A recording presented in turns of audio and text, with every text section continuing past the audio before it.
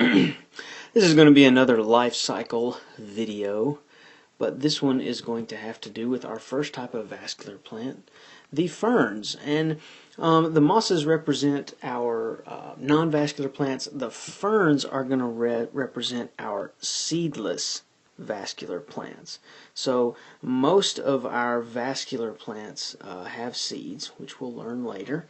But the ferns are going to represent these seedless vascular plants. So they're not going to use seeds, they're going to use spores still, just like the mosses do.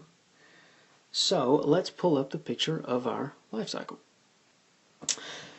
So here we have the picture of the fern life cycle, and like always I like to start with fertilization.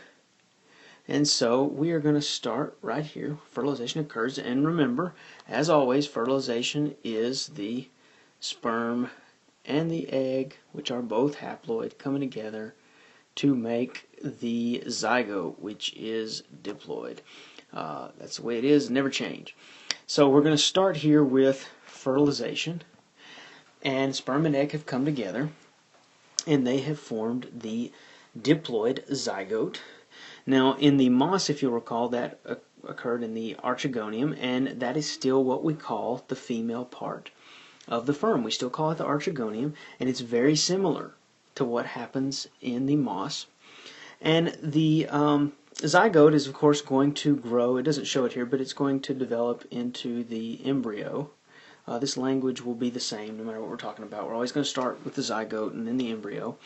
And out of this archegonium is going to grow the sporophyte generation. And if you remember, sporophyte is going to produce spores, but we're even going to use the word sporophyte in plants that don't really produce spores. The main thing is sporophyte represents the diploid part. Remember, all plants exhibit what we call alternation of generations.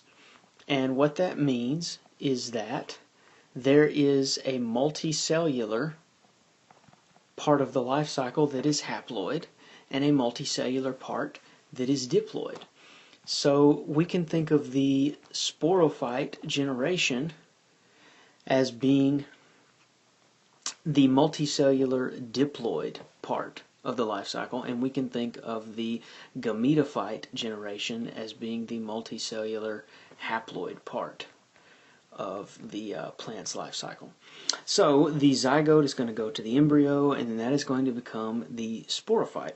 And so the mature sporophyte is going to be what you are familiar with when you think of a fern. It's going to be this nice photosynthetic part of the plant, and that's going to differ from the mosses, because if you remember, in the mosses it is the gametophyte generation that is actually the photosynthetic part of the plant's life cycle.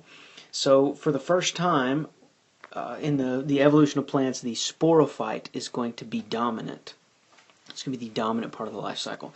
Now, underneath, if we could zoom in here, underneath these leaves, underneath the fronds, we don't call them leaves, and we call them fronds in the ferns. Underneath them are these teeny tiny little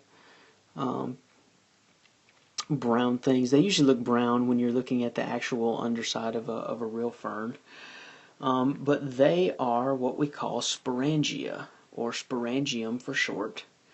So here's the word sporangium.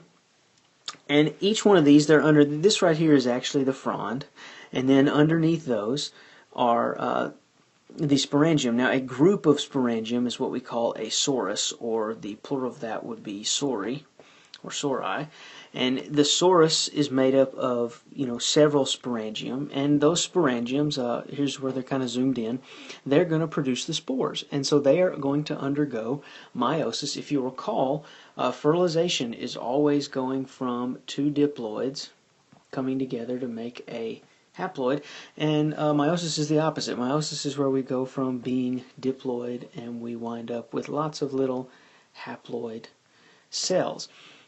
So inside the sporangium meiosis is going to go on, and spores, eventually the sporangium is going to dry out, and the spores are going to be released all into the environment, and they are going to fall in an area that is conducive to them growing into the gametophyte. So here you can actually see the young gametophyte growing out of the spore. Now remember, this whole part of the life cycle is haploid.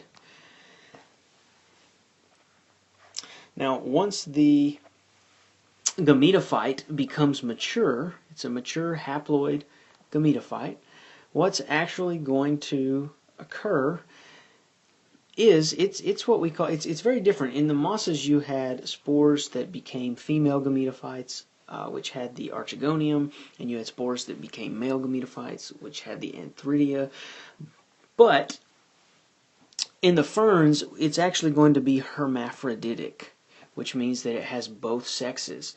So there's actually going to be a part of that gametophyte which is male, and that's going to have the antheridia, and then there's going to be a part of it that is female, and that's going to be the archegonium, and that'll have the eggs in it.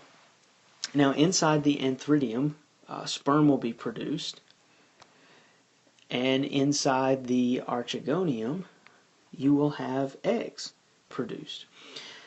Now, very similar to the moss life cycle, the ferns need water because they have those flagellated sperm, and they need to swim from the antheridia into the archegonium and actually fertilize that egg, and then the egg becomes the zygote.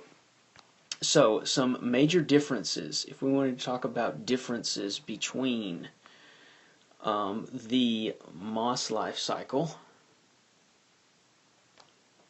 and if we want to talk about differences between the moss, so here we have the moss life cycle. That's not how you spell moss. Moss life cycle, and here we have the fern. Some things about the fern is the dominant generation is going to be the sporophyte. In the moss, the dominant generation is going to be the gametophyte, which of course, if you remember, is haploid, and the sporophyte is diploid. Some similarities that they are going to have is they're both going to depend upon water for fertilization, because the sperm will have to actually swim. The nomenclature for everything is the same. We have archegonia and antheridia in both of them.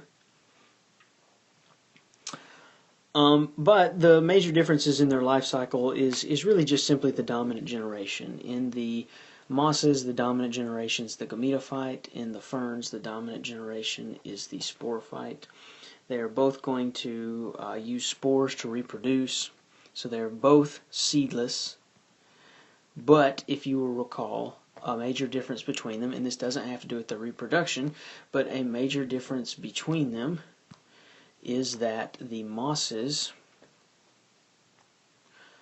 are non-vascular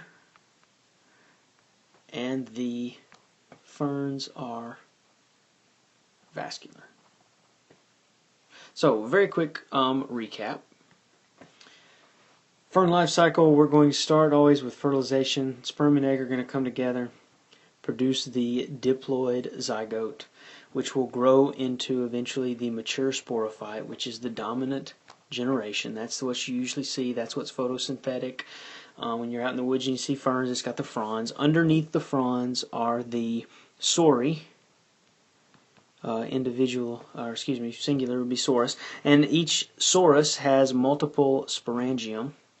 The sporangium are going to, by meiosis, produce haploid spores. Those spores are going to develop into a hermaphroditic, a monoecious. There's another good vocabulary word, monoecious, meaning one house, which means that there's one structure that has male and female parts. Organism, and it's going to have the antheridia, which are the male part of the plant, and it's also going to have the archegonia, which are the female part of the plant. The archegonia will have the eggs. The antheridia will have the sperm. We're going to rely on water, so rainwaters and dew, and ferns like moss is going to need to be in wet environment so that the sperm can swim down into the archegonium, fertilize the egg, and start the whole process over.